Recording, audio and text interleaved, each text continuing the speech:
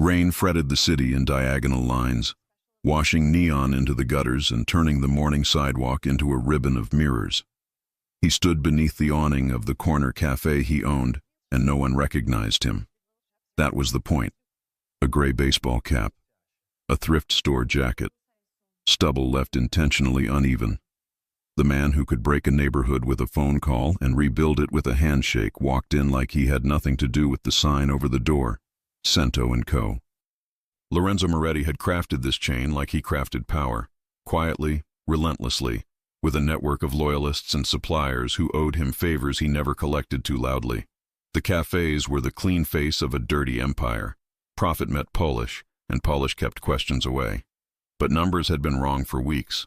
A register short here, a delivery skim there, whispers of a manager who feared no audit. He should have sent a lieutenant. Instead, he came himself, because the rot he feared wasn't about money. It was about the parts of him he couldn't bear to find hollow. The bell over the door gave a cheerful ping that felt unearned for a morning like this. He paused just inside, letting the smell of espresso and cinnamon sit with him. The place looked as his architects promised. Subway tile, warm wood, brass accents that would soften with fingerprints. Near the window, a kid read a comic book. An old couple shared a muffin like a secret. His cafe worked. It lived. He stepped to the back of the line, kept his head low, listened. The manager, slick hair, tight tie, a jaw that worked when he wasn't chewing anything, barked softly at a barista for stacking cups too high. The kid apologized, even though it didn't look wrong. Weak spine in the boss, strong spine in the kid. He filed both away. Then he heard her. "Morning," she said to the woman ahead of him, and the word landed like warm bread on a cold plate. Not bright, not fake. True. She must have been late 20s, maybe 30. Dark hair gathered in a practical knot with a few rebellious strands escaping near her cheekbones. Eyes the color of strong tea. No diamonds, no drama, but a quiet coherence. Like everything about her had agreed, at least for today, to be gentle. He didn't look at her long. That was dangerous. He kept his face aimed at a chalkboard where someone had drawn a crooked coffee bean with a crown. The line moved, shoes squeaked, someone laughed. The manager muttered again. "Next," she said, and when he lifted his eyes he found hers steady, unafraid. There was a smear of flour on her apron, and he had the absurd thought that if he touched it, it would mark him too. "What can I get you?" "Large Americano. Black." He made his voice smaller than it was. Street corner, not corner office. She rang it up. "Name?" "Enzo," he said, close enough to the truth to catch if flung back at him. Her mouth tilted. A pen hesitated over the lid. She didn't write it. "I'll remember." He paid cash because paper didn't gossip like cards did. While he waited, the cafe continued its low-grade theater. A printer sneezed tickets. Milk hissed. A baby yelped. Was soothed. He let the room talk to him in all its small ways. Drafts, cues, angles the cameras missed. The slow blink of the cleaning light on the espresso machine that meant whoever closed last night had done it right. She returned with his drink and set it down like it mattered. That detail, the way she placed the lid so the sipper faced him, the way she gave people the dignity of a precise gesture, made something shift a fraction of an inch inside his ribs. He nodded, ready to step away, ready to be no one. But she glanced toward the door where the rain had thickened, then toward the tables where strangers hid from their mornings, and she offered him 4 words that touched a place Prophet never reached. "You are safe here." He didn't blink, didn't breathe. The manager scolded someone. The baby resumed his yelping. A siren found the street and slid away. Inside, everything stayed still. "What?" he asked, not because he hadn't heard, but because he had. "Your jacket's soaked," she said, and now she smiled, apologetic for her own boldness. "Storm's supposed to get worse. Sit as long as you need. You are safe here."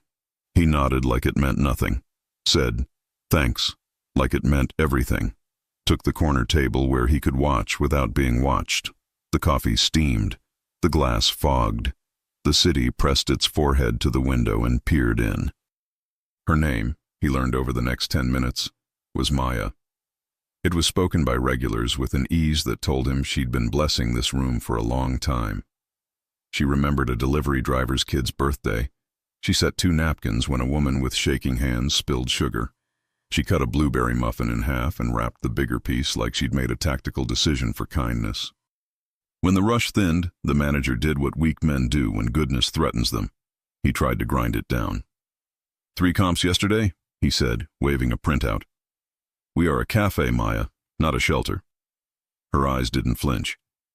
The scanner misread the loyalty app twice. The third was a kid whose card didn't pass. It was $3. 3 turns into 30 turns into a policy, he said, satisfaction curling his lip. And policy comes from me. Lorenzo didn't move. Yet a storm began behind his stillness. Policy came from him, in truth. But sometimes policy came from a woman deciding a stranger should have a soft place to put down a heavy morning. He sipped coffee that wasn't as bitter as he expected. He watched the man who thought he ran the room tap a pen against his teeth. He watched the woman who actually ran its soul refill a water for a man who hadn't asked. You are safe here. He had built empires and burnished facades, but he had never built that. Outside, the rain escalated to theater. Inside, the bell pinged again. 2 men in dark coats ignored the line, walked to the register, and leaned in like they owned air. Their eyes were the wrong kind of alert. The manager tried on his authority and found it didn't fit. Maya stepped in. She didn't raise her voice. It simply carried. Gentlemen, the line starts at the door. The taller one smirked. We're not here for coffee. Then you'll want to get some outside, she said, because inside is for coffee. The short one's gaze flicked around the room, inventorying cameras and exits, and landed on Lorenzo's corner. Not long enough. Lorenzo shifted his cap down a breath. The men shared a look. The taller one tapped the counter twice and left the way men leave when patience is a commodity they're saving for later. The bell pinged. The rain shoved the door back toward its frame. For the first time that morning, Lorenzo let a fact step into the light fully dressed. Either trouble had begun to orbit this address, or he had brought it with him. Maybe both. Either way, he had work to do. He waited until his cup was empty and his pulse wasn't. Then he stood. The manager watched him go like he wanted to tell a stranger where to put his lid. Maya looked up from tying a child's scarf tighter and met Lorenzo's eyes across the room. There was no flirt in it. There was something steadier and absurdly more dangerous to a man like him. Trust delivered cheaply, like a sugar packet you didn't realize you needed until it was in your hand. He left without giving it back. The rain swallowed him. The city closed around his shoulders. He didn't notice the cold until his phone buzzed and brought the rest of his world with it. Update, said Nico, his oldest friend, his quietest blade. 2 suits came by, Lorenzo said. I know. We saw them go in. They're not ours. I assumed. Assume less, Nico said. Something's shifting, and your manager has been moving small numbers into a large shadow. Names? Not yet. But if you're asking for a knife, say so. Lorenzo watched the cafe through the wet glass. Maya laughed at something an old man said, and the room brightened like someone turned the dimmer by a finger's width. Not yet, he said. Then what? I'm going back tomorrow. You went today. I know. A pause. You sound like a man who found a window he didn't know he'd bricked up. She said 4 words, Lorenzo answered, not sure why he was saying anything at all. And they were nothing, and they were everything. 4 words don't change a business, Nico said. They can change a man who runs one. Careful, Nico said softly. I'm never anything else. He ended the call and let the rain clean his face, though it never reached the parts that needed it most. Around the corner, a truck shuddered. A street vendor cursed. A saxophone tried something warm in a doorway and failed. He turned up his collar and walked. Every step sounded like a decision he hadn't yet made. Tomorrow arrived while he was still standing in today, and tomorrow would ask him to choose. He returned before the open sign flipped, watched the setup through glass, the calibration of espresso shots, the silent choreography of steam and cloth and metal. The way Maya reached for a stack of cups and let the bottom one go so gravity would help instead of fighting her. Smart, gentle, efficient. The manager arrived late. He carried the smell of last night and cologne that hoped no one would notice. Maya didn't comment. She only moved faster for the first hour, the way decent people do when they know other people's laziness doesn't care about fairness. Lorenzo claimed the corner again, noted the place where the floorboard complained, filed the squeak with 100 other tiny truths that told a larger one. His cafe's soul had grown without him, and someone, somewhere, wanted to sell it for parts. Halfway through the morning, the two men in dark coats returned. They didn't push past anyone this time. They stood by the pastry case as if considering sugar and spoke quietly enough to be polite, loudly enough to be overheard if you knew how to listen. "Truck's late," the taller one said, eyes not on croissants but on the manager, who had suddenly developed an emergency in the back room. "Or it won't come at all," the shorter one answered. "Depends how badly they want their problems to stop multiplying." "I hate math," the first said. Lorenzo watched Maya carry 2 cappuccinos like small, living things. Her path would carry her past the men. She didn't flinch when Tall Coat smiled the kind of smile that breaks things. He leaned an elbow on the counter as if marking territory and said too casually, "Hey, sweetheart." Maya didn't stop moving. "Not a name I answer to," she said, and the cups didn't tremble. Shortcoat's mouth ticked. Everybody answers to something. "True," she said, setting the cups down with infuriating calm. "Mine's Maya. If you want service, use it. If you want trouble, the door's still open." The line behind them went quiet in that particular way public spaces do when witnesses consider their roles. Lorenzo's hand rested flat on the table. He didn't stand. Not yet. He measured the distance to the men, to Maya, to the kid at the register, and the mother with a stroller. He measured the camera's angle. He measured how much of himself he could afford to spend in this room without bankrupting his anonymity. The men didn't push. Not today. The taller one sighed as if bored of his own menace. "We'll be back for the math," he said, and left a business card on the counter that was only blank on one side.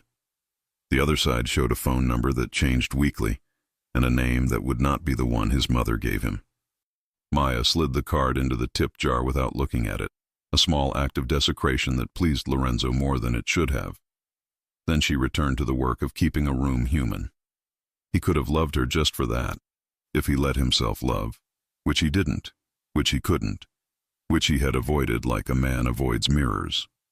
A little before noon, the manager finally emerged, smoothing his tie as if it might erase the last quarter hour of spinelessness.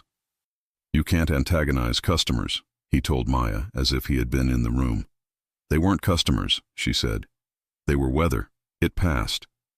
"Maybe it rains harder next time," he snapped. "Then we close the windows," she said. "Or we hand out towels." She turned away before he could scrape up something clever. She had work to do. He had a complaint to file with his own cowardice. Lorenzo stood, tossed his empty cup, and discovered the manager suddenly had time for him. "Everything to your liking, sir." Polite with the oily caution of a man who senses a shark under still water but can't find the fin. "Coffee's good," Lorenzo said, voice street corner again. "Any feedback?" His smile asked for a confession the room couldn't hear. "Only this," Lorenzo said, nodding at the tip jar where the card slept under singles and coins. "Trash comes in all shapes." The manager's smile died a little. "We'll be fine," he said, which is what people say when they won't. "Will you?" Lorenzo asked. The man's jaw tried to be brave. "We have procedures." "Those save lives," Lorenzo said. "Until they don't." He left before he stayed. Outside, Nico's car rolled to the curb like a shadow deciding to take a shape. Lorenzo slid in. Nico didn't bother with hello. "Your manager's name is Colin Voss," he said. "Came from a competitor 2 years ago with references that were enthusiastic." "Bought," Lorenzo said. "Probably. He's been rounding the wrong way on delivery invoices. Tiny numbers, but tiny numbers relay messages to people who speak their language. The men? Not ours. Not cops. Outsourcing muscle. Someone wants a foothold. In my house, Lorenzo said mildly. Front porch for now. Nico handed him a thin file. Maya Hart, local girl, grew up 3 blocks from here. Father died when she was 19. 2 part-time jobs for years. This is her steady one. Paid up on rent, late on electricity twice, paid the arrears with overtime. Hospital bill from last fall, stitches on her left wrist. Kitchen accident, took an extra shift the next day. Lorenzo traced the line of print with his eyes and willed his face to stay impassive, though inside something soft rose like bread. Family? Her mother lives upstate. Arthritis. A younger brother, Evan, college dropout, trying to unveil the future. He's been in rooms with the wrong people but keeps walking back out. That's luck or someone watching him. She's watching him, Lorenzo said. Probably. He closed the file. She said 4 words. Nico's silence was a question. You are safe here, Lorenzo murmured, and the words did to the air in the car what they had done to the air in the cafe. Made it warmer by a degree that mattered. Strange thing to say to a stranger, Nico said. Not strange if you mean it, Lorenzo said. Strange if no one ever said it to you when you needed it. Nico turned the key. Where to?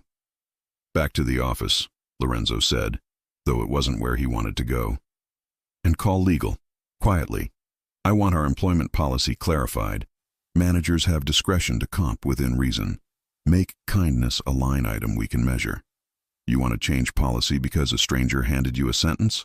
I want to put into writing what I should have put into my bones, Lorenzo said. Before someone like Voss breaks it.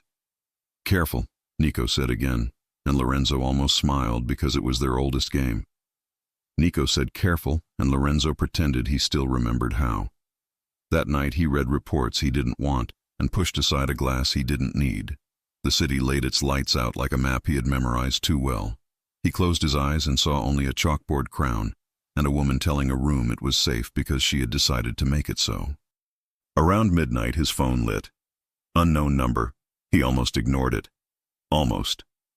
Enzo, he said, using the name that fit this part of him, the part with fewer angles. A voice he recognized from the cafe.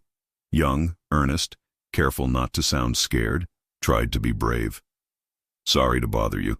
You always sit in the corner in the mornings. I got your number from a friend who knows a friend. My name's Tom. I'm a barista at Cento. He let his tone stay neutral. Everything okay, Tom? It will be, Tom said, which is what people say when it isn't. Maya's closing with Colin tonight. Those guys came back at 9. I took my break at the wrong time. I heard Colin say he could make inventory problems disappear if he had a personal errand covered. I don't know what that means, but it sounded like the kind of math those men like. Blood rose in Lorenzo's ears, quiet and hot. Where are you now? Stockroom. I locked the back door, but I can't keep it locked if he wants it open. Good, Lorenzo said. Keep it locked anyway. I'll be there in 7 minutes. How? Because I said I will be, Lorenzo answered, and hung up. He didn't call Nico, didn't call a car. He took the stairs because his elevator felt slow for the first time in years, and because sometimes a man needed to feel the burn from the ground to the fight.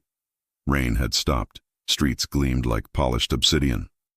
He ran 3 blocks and walked the last one because a man who runs into a room brings something with him that gets hard to put away. He took the alley and checked the cameras he had paid for that nobody knew about. He listened at the back door. Silence. A muffled voice. The tiny squeal of a floorboard that placed everyone like chess pieces on a board he could flip if he had to. He knocked once. A beat. 2 bolts slid back. The door cracked. Tom's face, pale with effort, appeared in the wedge. I don't know who you are, the kid said, voice shaking with something like faith. But you're the only person I could think of who would come when I said your name. I'm everyone you don't want to meet, and the only one you want right now, Lorenzo whispered. Where is she? Front, the kid said. Colin's office door's half open. He told her she had to cover someone's debt because she'd been too generous this month. The words made Lorenzo's vision lens tighter. Stay here, he said. No matter what you hear, You do not open this door again. Even for you? Especially for me. He stepped into the dim corridor that ran behind the kitchen. Light bled under the office door. Voices bled with it. Can either be a saint or an example, Colin was saying with the strut of men who find courage in closed rooms, and saints don't get paid more. I don't want more, Maya said. I want to do this right. Then do the math, Colin snapped. I'm 500 short because of your little charity, and the guys you told to wait in line, they don't like waiting. So here's the deal. You replace the register shortage out of pocket, call it a lesson, or I tell them your brother's been asking questions on the wrong corners. Silence. You know Evan's name, Maya said, voice low with a brand new fear she hadn't earned. Everybody answers to something, Colin said, echoing a line he thought he'd invented. You answer to love. I answer to numbers. They answer to men who break fingers for fun. Let's all do our jobs, Maya. Lorenzo stepped through the doorway. He didn't kick it open. He didn't announce himself. He walked in with a stillness that changed the temperature. Colin's eyes scanned cap, jacket, jaw. Not recognizing, not yet. Maya looked up, and relief fled her face first. Then worry returned when she realized relief couldn't possibly make sense. Backroom's closed, Colin said, choosing affability, thinking charm was a currency that always spent. Employees only. Lorenzo's gaze didn't leave Maya. He's asking you to pay for his mistakes, he said quietly. I don't need help, she said immediately, because pride is the first thing good people reach for. I didn't ask what you needed. His voice stayed gentle. I said what he's doing. Colin's affability broke like thin ice. Out, he said to Lorenzo, and then to Maya. Is this one of your charity cases? You collect strays at the door now. Colin, Lorenzo said, turning slightly. I built this place so people could come in from the weather. You turned it into another kind of storm. The manager laughed then, but the laugh had too many edges. You talk like you own the room. Worse, Lorenzo said, and took off his cap. I own the building. He'd orchestrated enough reveals to recognize the exact millisecond a man realizes his history just got audited. The blood fell out of Colin's face. Mr. Moretti, he said, because he knew the name that showed up on checks. He didn't know the weight it carried elsewhere. Maya stood slowly, as if trying not to startle anyone, even truth. Her eyes found Lorenzo's and did something to his chest he did not have words for. You, she started and stopped, because words meant different things now and would need new roads. Finish your sentence later, he said gently. Right now, I need to hear him finish his. There's been a misunderstanding, Colin said, a phrase men choose when they've run out of honest ones. There has, Lorenzo agreed. He took one step closer. Invisible gravity shifted in the room. You misunderstood what kind of company this is. You thought if you skimmed small, you'd never drown. You invited men with empty business cards to shop for leverage in my house, and then you tried to make a woman pay a debt you incurred to thieves with the currency you knew would hurt her the most, fear for family. Colin swallowed. The act was loud. You can't prove. Lorenzo hated paperwork when truth was in the room. He preferred clean math. You're fired, he said. Effective the time it takes you to pick up your coat and leave. Security will walk you out. If you step wrong, I will make an example, not because I enjoy it, because I do not negotiate with men who put their weight on people who refuse to break. Colin looked at Maya as if she might save him. She looked at him as if she might forgive him if he told the truth. He did neither. He shouldered past Lorenzo, collecting a jacket that cost more than his courage, and fled down the corridor. The back door refused him. Tom kept it locked like he'd been told. The front door opened because doors obey physics, not morality. He vanished into a city that had already forgotten his name. Silence took the room. Lorenzo's pulse let go of his throat. He looked at Maya and saw the moment her admiration collided with her anger. He had saved her. He had lied to her. Both were true. Neither forgave the other. You are safe here, she said. But now the words didn't land where they had before. But you're not honest here. That's fair, he said, because it was. Why the cap? Why the act? Because I wanted to see if the room loved me when it didn't know my name, he said. Because I wanted to catch a thief without warning the wolves, and because I didn't expect to care how you placed a coffee lid like it mattered. The corner of her mouth moved. That's a strange reason to change your life. It's the truest one I've had in a while. A soft knock. Tom's face appeared in the doorway he wasn't supposed to open. Is everything... Oh. He saw Lorenzo, saw Maya, saw the absence of Colin like an empty chair at a table where someone always used to sit. He started backing up. It's okay, Tom, Maya said, gentleness returning like a tide. We're safe. Lorenzo heard the words a third time and realized they were not an observation. They were a vow. Tomorrow, he said, policy changes. You won't have to invent kindness with your own wallet. I'll put it in writing where cowards can't pretend it doesn't exist. She studied him. Policy doesn't fix fear. No, he said. Men do. And the right ones stand in the door when wolves get clever. You think you're the right one? I think I want to be, he said, and then he made the smallest mistake a careful man can make. He let the truth show on his face before he had a plan for what to do with it. She saw it. She looked away. I have tables, she said. I have work, he answered. They both meant more than they said. They both did less than they felt. The air in the room changed and learned both their names. And somewhere beyond the glass, two men with blank business cards counted hours on their fingers and promised the weather would get worse. By noon the next day, the cafe hummed with rumors dressed as facts. Colin resigned to pursue other opportunities. Colin transferred to a flagship store uptown. Colin was kidnapped by a disgruntled oat milk supplier. The truth traveled slower, as it often does when it carries no fireworks. He was fired because he was small in a way that hurt others. Lorenzo signed papers in an office above the store he had never sat in before. It smelled like printer ink and lemon cleaner and the faintest echo of cinnamon. He read the updated policy twice, then once more because words are only as good as the people who say them, and he wanted to respect them anyway. Managers could comp within defined limits. Discretion favored dignity. Register accounting included a line item for community care, with clear reporting that dignified generosity instead of burying it. Over time, they would tune the thresholds.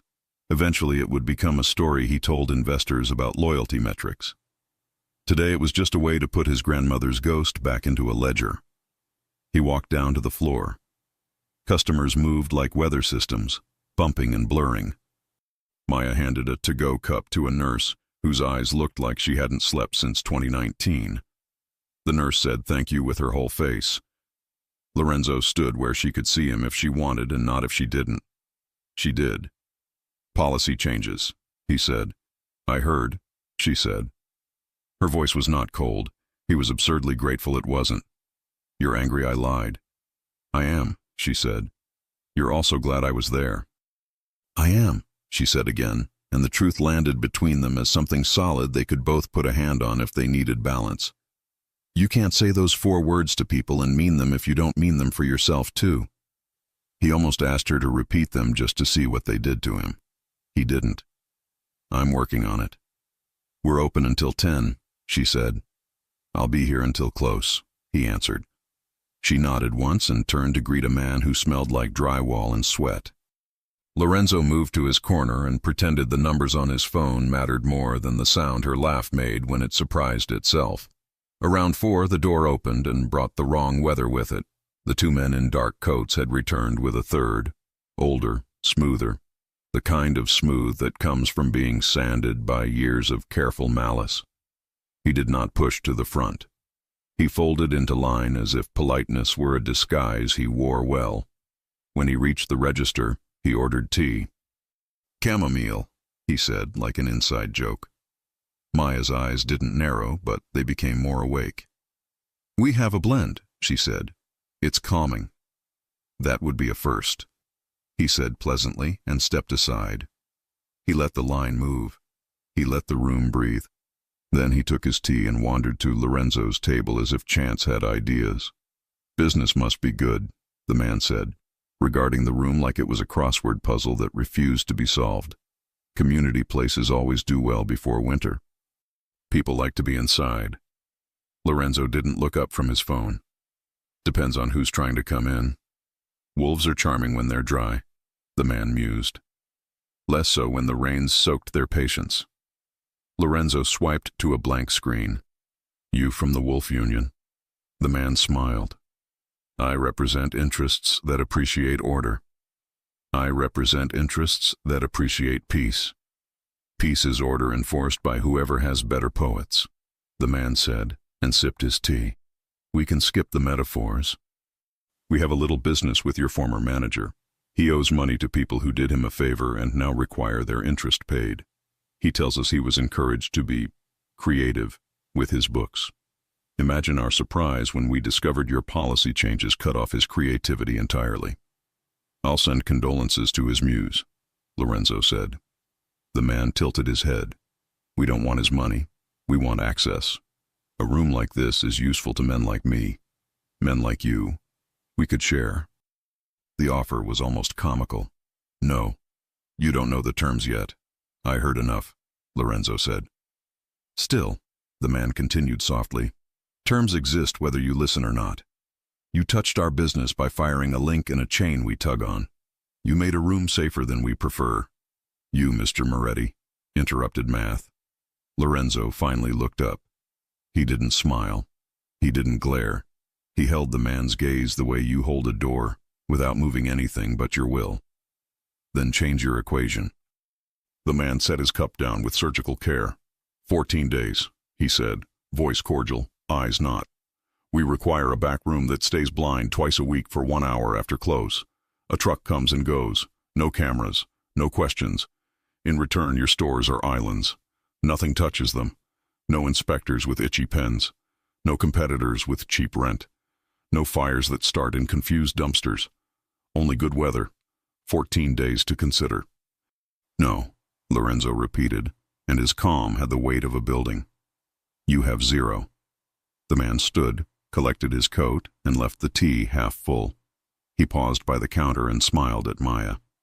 Compliments to the staff, he said. They make a man feel at home. Good service does that, she answered, and her voice was a wall that looked like a field. When the door closed behind him, Lorenzo felt the room breathe out, the exhale the body saves when the snake leaves the path. He texted Nico 3 names and a time. Nico replied with a period because sometimes punctuation is more comforting than promises. Maya came to his table only when the line thinned to the point that a person could talk without stealing a minute from someone hungry. She didn't sit. The room had rules about optics. She leaned on nothing and touched nothing, and yet made it feel like he had been steadied. You didn't flinch, she said. I'm tired, he said. That man thinks words are leashes. That man thinks a lot of wrong things. Her eyes studied him. Are you going to bring trouble here to keep trouble away? No, he said, and meant it. I'm going to meet trouble somewhere with no faces to memorize. You always win? Only when I lose something first. What's the cost this time? He almost said me.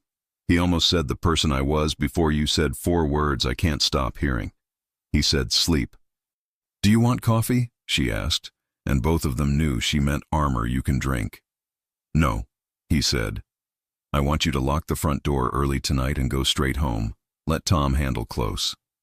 Tom is a baby, she said fondly. He's a baby who did exactly what I told him to do last night, Lorenzo said, and that won a small smile he wanted to hoard. I'll walk him to the subway, she said, making a plan that held 2 hearts at once. Take the back route, he said. Avoid the alley. You think they'd... I don't think, he said softly. I plan for all versions, so I only have to live through one. She nodded. And you? I'm going to make sure the only math those men do tonight is counting steps away from here. You are safe here, she said again, and this time he let the sentence land on him like a cloak. He didn't deserve it. He wore it anyway. At 9:30, Tom flipped the sign early while pretending not to. Maya counted down the drawer with a precision Lorenzo wished he could bottle and pour over his cruise. She slid 2 singles into the tip jar for a man who'd left his change but not his gratitude. She wiped the counter with slow circles, as if the act itself sealed the room. Nico waited 2 blocks away in a sedan that wasn't his usual, a car with no stories. Lorenzo slid into the passenger seat. They didn't speak. They didn't need to. He pointed. Nico turned. The city obeyed. The meeting place was a warehouse that used to store good furniture and now stored bad dreams. The men with dark coats were there with their nameless boss and 3 extras who wore fists like sport watches. The terms they offered sounded the same, dressed in new synonyms. Lorenzo let them talk until they felt smart. Then he told them a story. He told them about a grandmother who gave free coffee to men who forgot their wallets and to boys who forgot their dads. He told them about a girl who covered a register short with tip money and called it even because kindness is a currency that reproduces itself. He told them about the room where men felt safe because someone decided they should, and about the man who owned the deed and wanted the deed to match the room's soul. When he finished, the nameless boss laughed. "I don't speak poetry," he said. "Pity," Lorenzo said. "It's a cheaper language than blood." "We have 14 days, the man insisted, trying to salvage the script. "Then the weather changes." "You had 14 seconds, Lorenzo said. "We used them. Now you have an hour." "An hour for what?" "To leave my neighborhood like you were never in it," Lorenzo said. "Or I start subtracting." "We multiply," the man said. "Not after you try it once," Lorenzo said, and the quiet in his voice made even the extras adjust their watches. Nico stepped forward then, as if bored, which meant he was exactly as interested as he needed to be. He set a phone on a crate and hit play. Colin's voice filled the warehouse, words about inventory and back doors and names of men who like math. The extras stopped checking the time, the boss stopped being smooth. The 2 coatmen looked at the floor like it might eat them if they moved. "We don't keep trophies," Lorenzo said. "We keep receipts." The police version of this goes to exactly one detective who likes me more than he should because his brother owes me something he doesn't like to owe. The other version goes to men who don't mind doing your brand of math, only backwards. Which ending do you prefer? The nameless man measured him, habit meeting a force it didn't know where to apply. "We won't touch your cafes," he said at last. "But business has to flow somewhere." "Find wetter streets," Lorenzo said. "These are dry." They left with the sullen efficiency of men who had miscalculated their appetite. Nico picked up the phone like he'd only set down a napkin. Lorenzo breathed once, deeply, the kind of breath you take when the future just shrank from an avalanche to a storm you can drive through.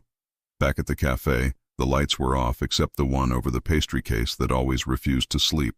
Maya and Tom stood inside the door. When Lorenzo reached it, she unlocked it like a ritual. "You're late," she said. "You're safe," he answered. Tom cleared his throat. "I'll, finish mop." "You'll go home," Maya said. "Text me when you're on the train." Tom looked between them as if realizing stories come in chapters, and he was not supposed to read this one yet. "Thanks, mister." He caught himself. "Enzo." Lorenzo watched him go because it felt like watching a decision walk safely down the street. When he turned back, Maya had her hands shoved into her apron pockets like she needed somewhere to put the parts of her that shook. "You didn't have to do that," she said. "I wanted to." "That's not the same as needing to." "I know," he said, and surprised himself by wanting to say more. "I used to think needing made a man weak. Then you said 4 words, and now I'm not sure." She laughed softly, a sound he was starting to measure days by.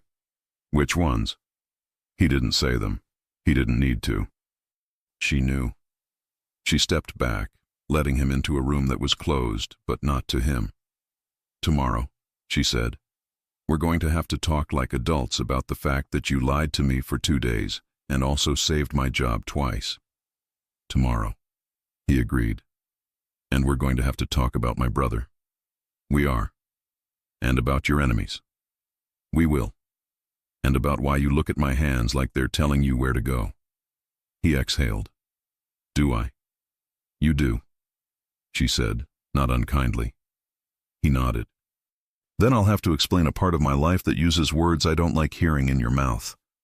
"Maybe use different words," she said. "I'll try." He stepped back to go and found himself unwilling. He left anyway because restraint was the only thing he had not yet broken in front of her. He didn't see the figure watching from across the street, phone lifted to capture grainy images, a story forming for someone else's ears. He didn't see the way trouble can evolve when it's denied one doorway and goes hunting for another. Trouble found one. It spelled his name, Evan. 3 days of good weather can make a man forget winter exists. The cafe had them in a row, laughter without tension, lines that moved, a tip jar that held thank yous in paper form. Lorenzo limited himself to 2 hours each morning, then 1 at close. He told himself it was operational diligence. Nico told him it was obvious. Maya spoke to him when she needed to and when she didn't. He learned the way she breathed before she made a joke. He learned the exact angle she tilted a pitcher to coax silk into milk. He learned that she filed broken things under to be fixed in a notebook that looked like it had been through as much as she had.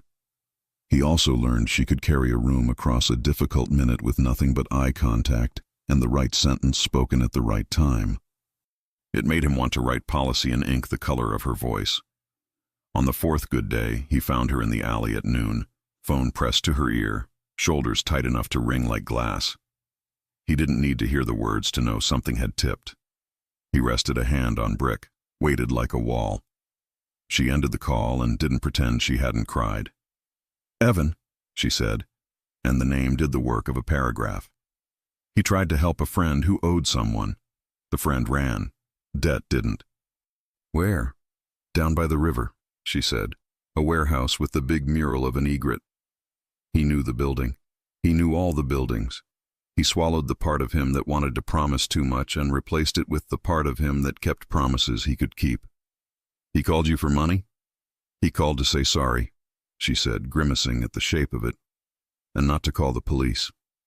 "Of course he did," Lorenzo said softly. "He's a good kid who thinks he's a bad one." "That's the most dangerous kind." She looked at him then in a way that asked questions she wasn't yet willing to say aloud. "What are you going to do?" "What I wish someone had done for me when I was stupid and proud," he said. "I'm going to stand in a room and be the worst option for the wrong men. I don't want you hurt." "I don't intend to be," he said. "But I don't intend to leave your brother in a story like the one your manager tried to write either." She put both hands flat on his chest without meaning to, startled by her own need to stop him, and then snatched them back as if she'd touched a stove. He barely kept the shock off his face. The place where her palms had been felt branded. "You are safe here," she whispered, as if the sentence could stretch and cover him in a place it had no business reaching. He left without making a promise he couldn't keep. He called Nico. He called one other man whose name Lorenzo never said into phones. They met at the mural of the egret, which had been painted by an artist nobody remembered until her colors started peeling in sheets last winter. Inside, the air tasted like wet metal and old secrets. Evan sat on a crate with his wrists zip-tied and his chin up the way boys hold their chins when they're terrified of learning what it's like to put them down. 3 men paced like they were rehearsing anger for an audience. One counted a stack of cash that turned out to be short on purpose. Men like this preferred debt to payments.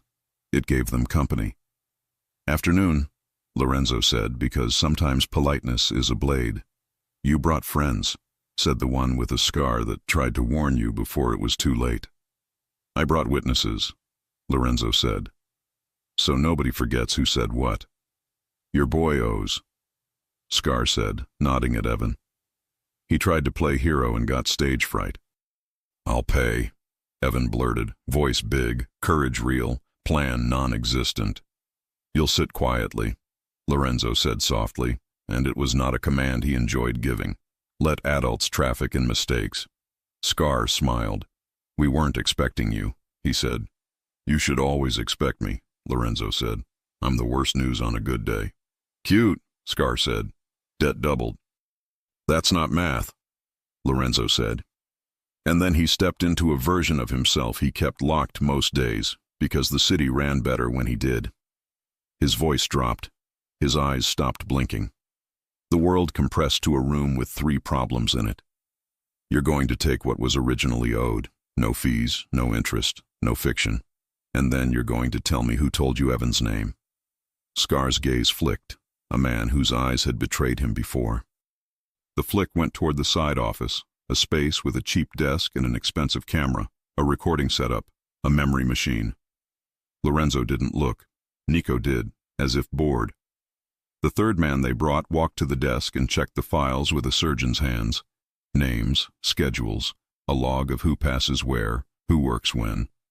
A cafe mentioned twice, a brother's name, a manager's email. Collins. Lorenzo felt the disappointment like a cold thing he wanted to spit out. Even fired small men leave big messes. Scar took a step too close, mistaking the silence for surrender. Lorenzo let the man smell danger and then move past it, a trick learned in rooms that remembered screams too well. "The debt is paid," Lorenzo said. He slid a small stack of bills across the table, exact, agonizingly correct. "Evan goes home. You stop using his name to buy your way into rooms you're not allowed to visit." Scar measured risk and found the math different than usual. Something about the stillness made him believe in meteorology. He nodded once, slow, like a man who knows how many teeth he can lose without changing his smile. They cut Evan loose. The kid stood on shaky legs and tried not to look at Lorenzo as if he were a miracle. "I had it," Evan said, because boys say ridiculous things when shame is a weight they don't know how to counterbalance. "You almost had it," Lorenzo said. "The difference between those two can be your life." "Are you going to tell Maya?" Evan whispered. "Yes," Lorenzo said, "because I'm going to teach you how to tell her so she forgives you before she sentences you." They walked out into a city that immediately tried to claim them. Horns, heat, the smell of bread. Evan kept pace like he had learned something about himself he didn't want to forget. Lorenzo stopped at the corner and looked down at him like a man measuring the fit of a suit he hadn't intended to buy. "You will get a job," he said. "One that pays in pride more than cash. You will show up early, leave late, and talk less than you think. You will earn a proposal from your own life to be different, and you will sign it." Evan nodded too quickly. "Yes, sir." "You will call me Lorenzo," he said. "Yes, Lorenzo. And when men with clever smiles offer shortcuts, you will tell them you do not run." "I don't run," Evan said, and his mouth set around the sentence like a door jamb. Maya waited outside the cafe with her phone in her hands like it could outshout her thoughts. When she saw Evan, she ran first and then stopped herself a foot away, hands forming a shape that could be a hug or a map of the distance she needed respected. He said he was sorry. He said he was stupid. He said he would fix it. Then he cried because boys do that too, when you let them finish their sentences without interruption. She hugged him like a woman who left doors open for the people she loved to return through. She whispered something into his hair that Lorenzo didn't deserve to hear. Evan nodded into her neck like he'd been reset to factory settings. When she let him go, she turned and looked at Lorenzo the way a person looks at the sky after a storm. Grateful, wary, unwilling to pretend it had been nothing. "You paid," she said. "I returned what someone stole," he answered. "From him, from you, from me. I don't like that you had to. Neither do I." They stood there in the administrative ache of a street where other people had errands. She glanced at his hands, not to check for blood, but as if translating what kind of man they belonged to. "What did it cost you?" she asked. "Nothing yet," he said. "And later?" "Ask me when later gets here," he said, trying to be honest, trying not to scare her with futures he hadn't invited. That night the cafe stayed open half an hour later than policy allowed because policy does not close rooms, people do. Regulars lingered. Someone played piano on a phone speaker low enough to be forgiven. Nico came in and nodded at Tom like a king acknowledging a knight for a battle won by showing up. Maya moved like she always did, steady, exact, warm. But when the rush thinned and they were three bodies and the residue of a long day, she walked to Lorenzo's corner and didn't stop 2 feet away. She sat. She folded her hands to keep them from doing something they might regret. "You saved my brother," she said. "You keep saving things I love." He swallowed. "I'm saving my own reflection," he said, "because a man sometimes tells a truth he doesn't intend to, when he's near the person who started it. Her eyes softened. Is that why you looked like a stranger when you walked in the first day? Because you were one to yourself? Yes, he said, not blinking. Then we're the same, she whispered. I've been working here for 4 years, and tonight is the first night I'm not sure if the room made me or I made the room. You made it, he said. The room only cooperated. Say it again, she murmured, eyes closing as if memorizing. You made it, he repeated, and his voice made a promise his body would spend the rest of the week trying not to cash too early. Tom coughed somewhere. Nico found it interesting to examine a napkin dispenser. The city outside practiced being snow by throwing wind at the glass. The bell over the door moved once, thoughtfully. Maya stood. Tomorrow, she said. Tomorrow, he agreed. He didn't sleep. He didn't plan to. At 2 a.m., Nico texted a photograph of Colin with a man Lorenzo had not seen before. Well-dressed, expensively bored, a face that decorated charity galas and arraignment rooms with equal ease. The caption was 3 words: he has friends. Lorenzo stared at the image until dawn turned photographs into memory. Then he put on the jacket that made him invisible, because sometimes vanishing was the fastest way to move toward what you wanted.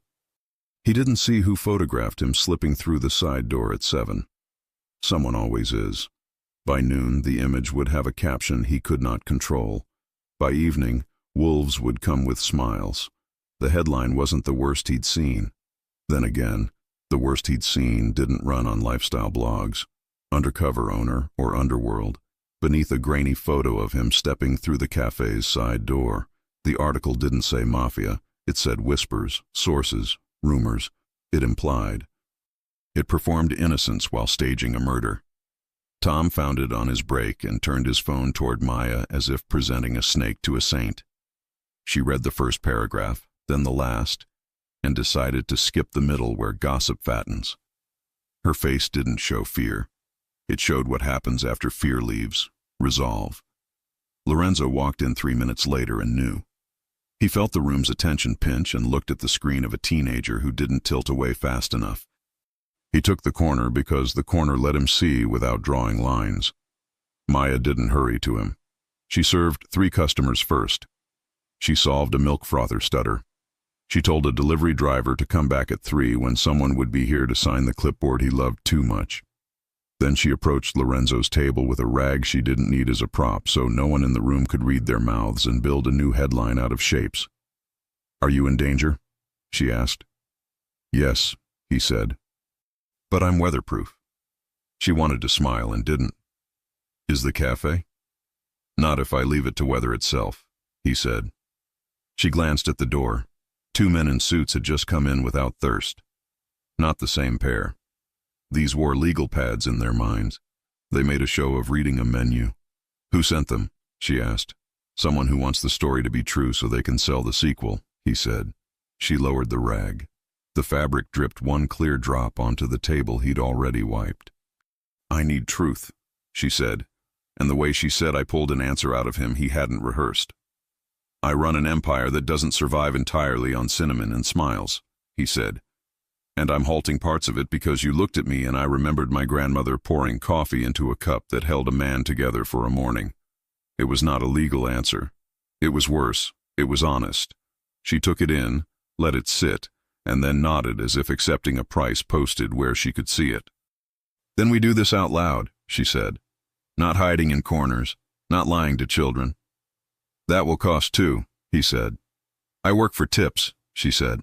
I know how to make small money mean, and I know how to look a man in the face when he wants me to flinch. He almost laughed for the first time that day.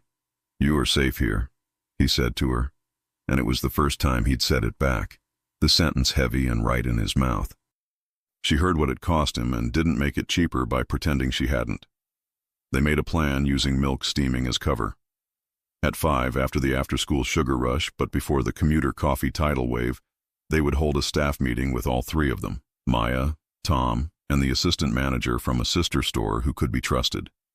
They'd talk about headlines and policies and what to say when a customer asked, "Is it true?" They would build a spine out of sentences. If the wolves came, they'd find teeth that knew which way to close. At 4:52, the two suited men stopped pretending. They approached the counter with press badges turned to legible. "We're doing a human interest piece," one said, "on gentrification and its friendly face."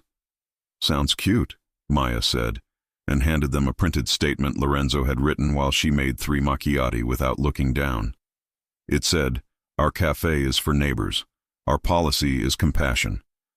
Our owner believes rooms like this keep cities alive." It said nothing else. It didn't need to. The men wanted more. She gave them the menu. They left with tea they didn't drink and quotes they didn't want. The article that appeared later was shorter than the photograph. That was the only victory they needed from that skirmish. The real war arrived at 7 when the door opened and brought with it the man from the warehouse with the expensive boredom. He wasn't alone. He had a boy with him whose face was too young to carry that much witness. The boy stared at Lorenzo like you stare at a comet. Bright, dangerous, a thing you retell. It took Lorenzo 1 heartbeat to recognize him. The son of a councilman. The son of a man who could change zoning laws with a text message. The son of a man who would prefer the word donation in a headline to bribe. "Evening," the nameless boss said, and this time his smile was a scalpel. "We're neighbors tonight." "Buy something," Maya said before the room could get stupid from the presence of theater. "Or step aside so the line can live." The boy blinked, surprised anyone spoke to his father's friend like that. The man chuckled. "2 hot chocolates," he said, "extra whipped cream." Maya made them with the same care she gave a nurse's Americano. She slid them across like nothing in the world was wrong, and maybe in that second, nothing was. "What is this?" Lorenzo asked, nodding slightly at the boy. "Insurance," the man said. "Cameras like a young face. So do juries. You brought a child into a room where your mouth intends to spill poison," Lorenzo said, too softly for the boy, perfectly for the man. The man didn't bother with pretend. "Your photograph made ripples," he said. "I'm here to make waves.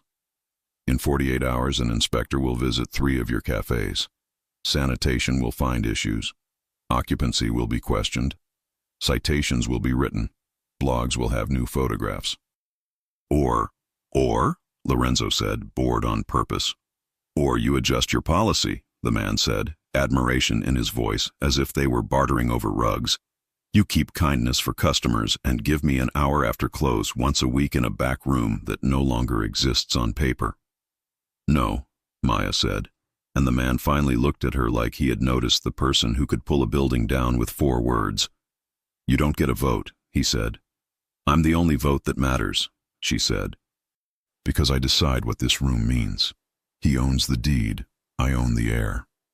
The boy watched this exchange with open curiosity that might save him one day if he remembered who told the truth and who just liked the shape of his own sentences. Lorenzo stood then, not fast, not slow, just enough to change what gravity was doing. "I'll say this once," he said, "and then I'm going to say something else and you'll remember it longer." The once. "There's no room, there's no hour, there's no back door for you to claim. That was yesterday's math.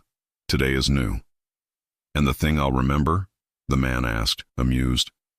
"Get out," Lorenzo said, and the room responded to the verb the way a body responds to a name it hasn't heard since childhood. Everyone stood a little taller. The man's smile thinned. The boy's hot chocolate trembled. "You don't own the street," the man said. "I own my house," Lorenzo said, "and I choose my weather." The man left, not hurried, insult intact but usefulness undiminished. The boy glanced back, eyes finding Maya like a person looking for a better map. She winked. He smiled into his cup and chose, just then, who he wanted to be in 20 years. The inspector came anyway the next day, and he came with a camera crew that pretended it was just passing by. He found nothing that wouldn't shame him in an honest court. He left with a receipt that said as much and a crumpled napkin with the name of a lawyer he should hire if he ever wanted to sleep well again. Courtesy of Nico. At closing, with adrenaline drawing thin, Maya sat at Lorenzo's table again and didn't pretend she had an excuse. "I don't want to be brave every day," she said. "You shouldn't have to be," he answered. "Then why am I?" Because you said 4 words that made a promise to strangers, he said. And promises are heavy. She touched her wrist absent-mindedly where the old stitches had been. I broke a glass last year, she said. Too tired to be careful. I bled a lot for something so small. That's what today felt like. He wanted to take her hand. He didn't. Do you regret making people feel safe? No, she said. I regret that it made me want something I don't know how to protect. What? She swallowed. Looked down. Looked up.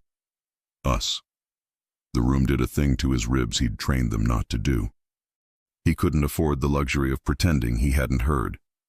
I lied to you, he said. You did, she said. And then you told the truth. I have enemies. So do I, she said, and the courage in her voice put a crown on an ordinary sentence.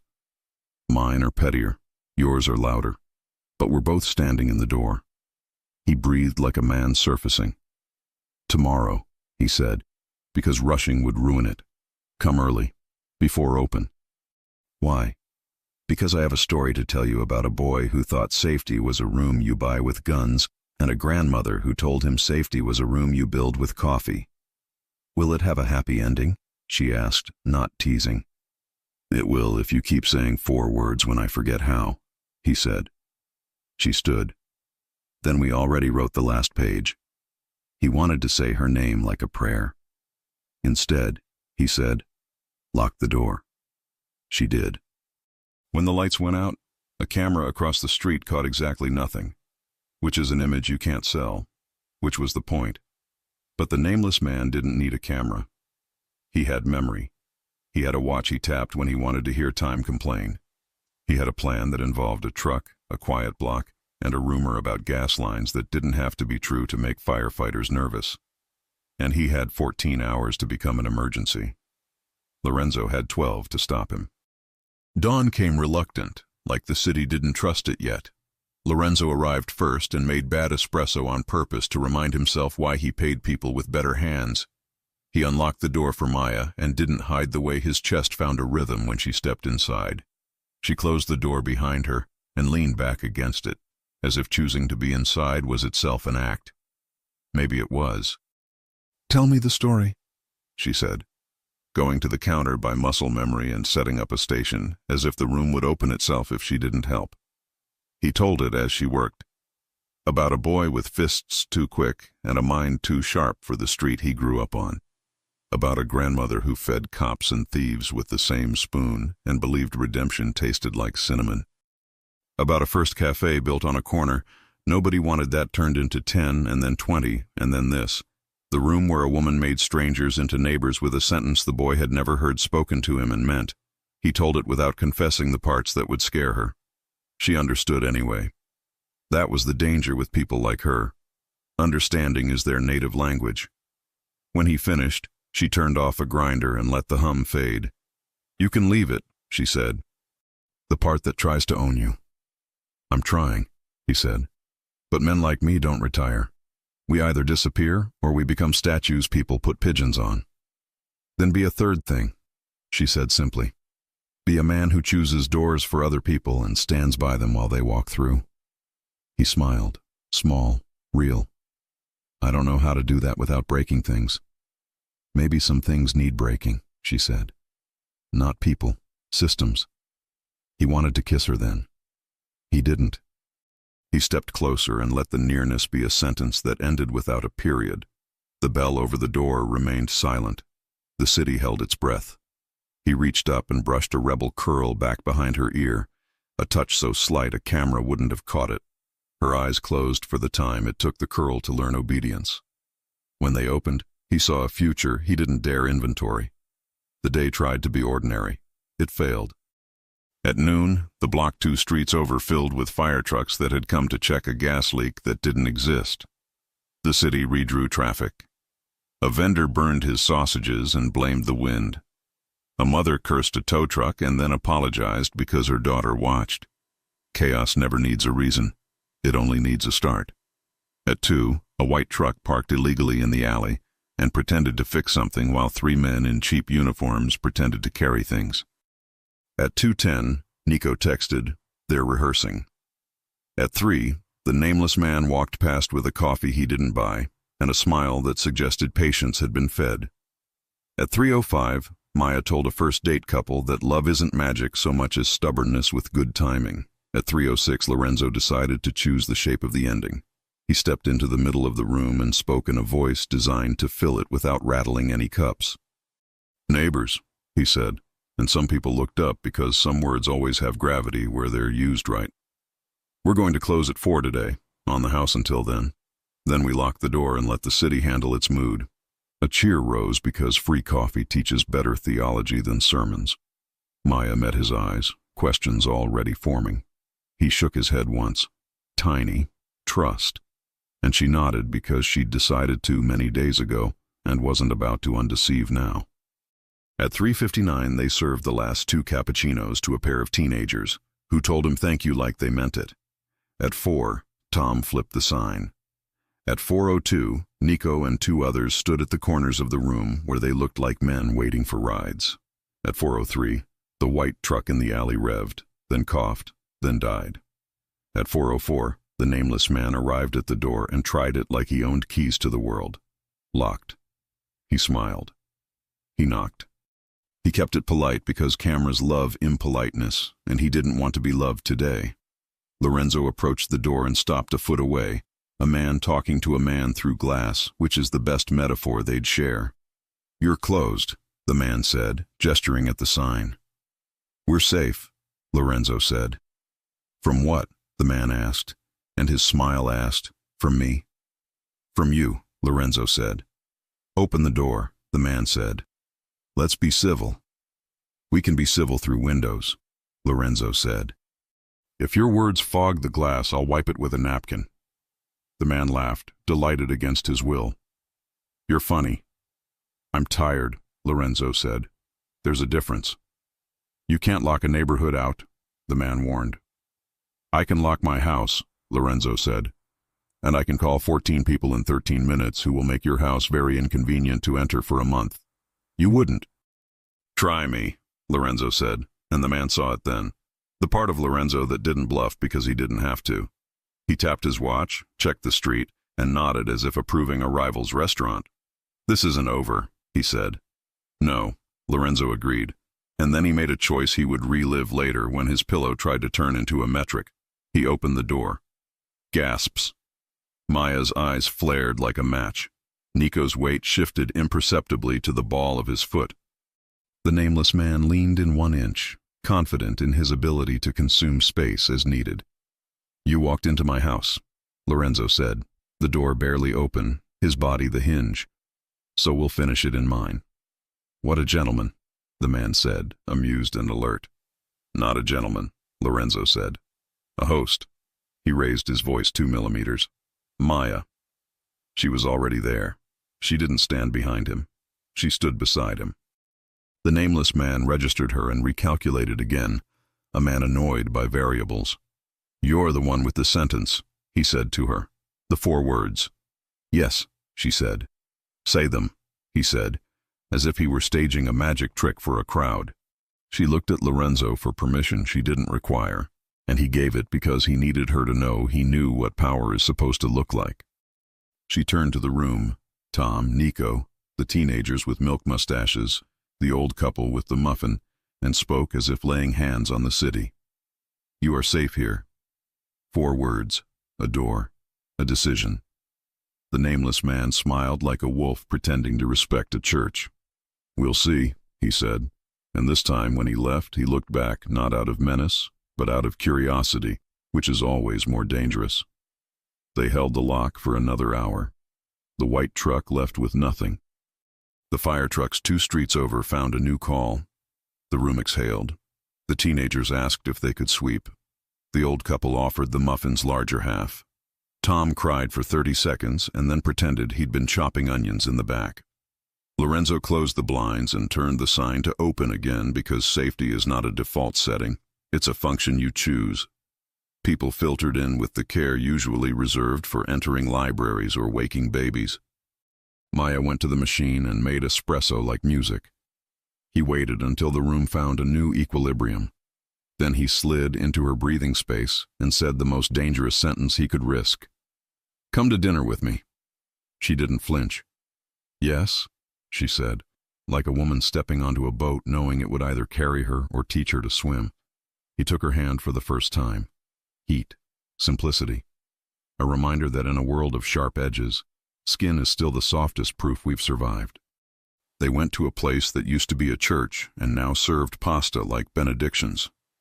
They didn't talk business. They talked favorite words. Hers was belong. His, he realized, was stay. Halfway through dessert, a lemon tart that hurt and healed, he said the thing that would either ruin the night or perfect it. "I love you." He hadn't planned to. He hadn't weighed it. The sentence arrived fully built and demanded a mouth to live in. It chose his. She sat with it. That was her way.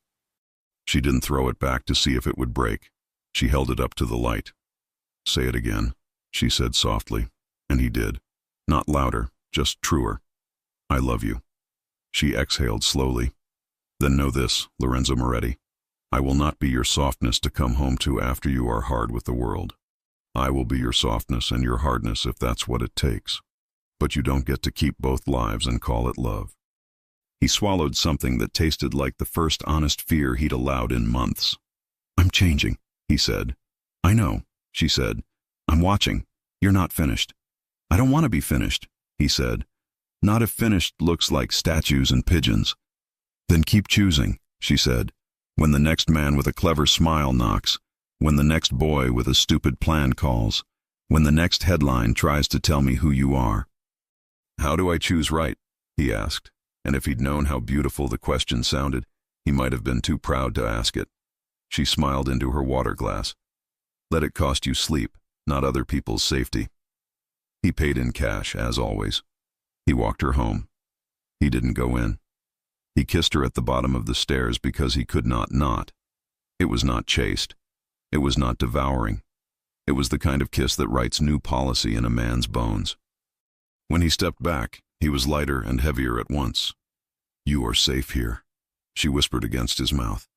And finally he understood the entire sentence. You, not your reputation, not your empire, are present, not past or potential, safe, more than unhurt, free. Here, with me, not anywhere else you break yourself for people who would never clean the pieces. He slept 3 hours and woke like a man who'd been forgiven and given a list of chores. He found the nameless man at a fundraiser everyone important attended when they wanted their names printed on sheets of paper people pretended to read. He stood beside him at the bar and ordered water just to annoy the bartender. He didn't look at him when he spoke. "I will never open my door for your math," he said. "I will keep trying to add," the man replied. "You'll lose your counters," Lorenzo said. "One by one, quietly. I'm done with storms. I'm doing drought." "Drought brings fires," the man murmured.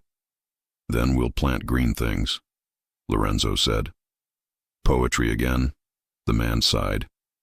"Policy," Lorenzo said, and he meant both. He left before the first speech. He walked back to the cafe and found the window fogged from inside. He wiped a circle with his palm like a child. Maya's face appeared, surprised, then smiling, then opening the door like the sentence she'd been saying since the morning he walked in, wearing rain on his shoulders and lies on his mouth. He stepped inside. The bell pinged. Tom waved. Nico pretended to scowl at a scone. The old couple were there, of course, splitting a muffin in history. Evan arrived with a resume in his hand and hope on his face. The room, as always, decided together how to be alive. Lorenzo moved behind the counter and took a place beside Maya. He was not good at steaming milk. He burned one pitcher and made Tom laugh. He read a ticket and wrote the name wrong and listened to the correct one like a lesson he wanted to ace next time. He said on the house twice for people whose mouths lied about how hard their day had been. He didn't look at the door for wolves. If they came, he had a woman who could name the room and a man beside the pastry case who could turn a problem into a memory. When the rush dipped, Maya nudged him with her shoulder. "You know," she said, "if you want to retire from statues and pigeons, I hear we're hiring managers with unusual qualifications." "What are the benefits?" he asked. "On-shift coffee," she said. And a woman who sees you. He swallowed the oldest ache and replaced it with the newest joy. I'll take it. On probation, she said lightly. Make it permanent, he said, and she looked at him like she might. At closing, they turned chairs upside down and left one table unset because Hope likes to imagine late customers. He walked her to the door. He didn't need to ask to kiss her. He read A Room for a Living, and this room said yes in 6 languages. Outside, the city agreed to be quiet for 1 whole minute. A miracle. He kissed her like a man who had run out of clever and found true. She kissed him back like a woman who built safety out of steam and sentences. When they parted, she touched the place on his cheek that insisted on dimpling when he let his face forget its job. Say something I can make a life on, she whispered. He didn't reach for poetry. He reached for policy. He reached for the 4 words that built a room and rebuilt a man. You are safe here. The bell behind them sounded. The sign still said, open, though it was not. He left it that way on purpose. Because some doors once named never truly close. If you enjoy stories like this, take a moment to subscribe to the channel. That's how I'll know you truly liked it. Even if you're watching on your TV, grab a second to join this family of fans who love emotional and heartfelt stories. Your support means everything, and it helps us bring you even more tales like this one.